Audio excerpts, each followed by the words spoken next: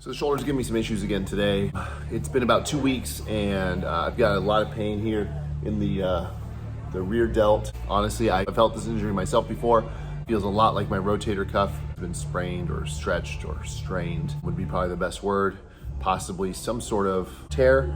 I have an MRI ordered. What I'm doing is I'm trying to not go crazy mentally. So I'm gonna get a workout in. I'm gonna do a little bit of pulling. I'm gonna use a little bit of my rear delt because I don't think it's my rear delt. Like I said, I think it's my cuff.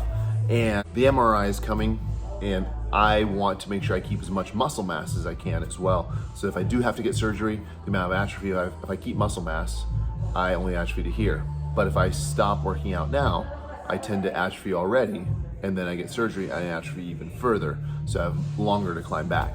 If the MRI shows there's no damage and what I need to do is actually rest, then what I've done by working out through this time is I've kind of prolonged my healing process, which is kind of annoying, but at the same time, I'll be resting knowing it's moving towards an end.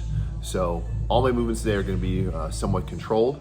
They're gonna be geared towards the muscles in my back and posterior chain. So I'm gonna be doing heavy kettlebell swings. I'm gonna do 10 rounds of heavy kettlebell swings. Looking at a 100-pound kettlebell, so it'll be a Russian swing that's to about eye level, maybe slightly lower. And that will engage my grip and my lats and my rhomboids and my biceps and my rear delt and all that stuff, and then obviously into my hands. And then I'm gonna go into a landmine row, which is gonna be much more of the contractual rather than the isometric hold that you get through a kettlebell swing. It'll be contracting those muscles, and that'll force blood flow in there in a different kind of way. I'll be staying relatively light on that because it is a more dynamic movement through the pulling range of motion. Anyway, that's what I'll be doing. 10 rounds of that. And I'll be moving more in like a bodybuilding style. And like, how do you do kettlebell swings as a bodybuilder? Well, the thing about bodybuilding is you're always flexing and you want to feel the weight. You want to force blood into a muscle group. When you're doing CrossFit, you're trying to use mechanics to allow you to not fatigue out and do as many as possible. Where I'm going to use this 100-pound kettlebell for 10 reps, and I'm actually going to try to get as much as I can out of it. So I'll be flexing through the range of motion. What that's going to mean is my rest periods are going to be necessary.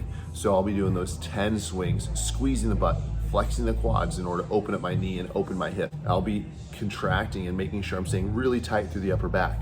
Where if I was doing a kettlebell swing in competition, I would relax as much as possible as long as I'm meeting the range of motion. So that's the two different styles. And then the landmine row, same thing. I won't be popping up with my legs. I'll be squeezing and flexing into place. And in a sense, I'll be unflexing it out of place. So I'll go from the 10 Russian kettlebell swings, flexing, make a transition to the 10 landmine rows, and then I'll rest about 90 seconds.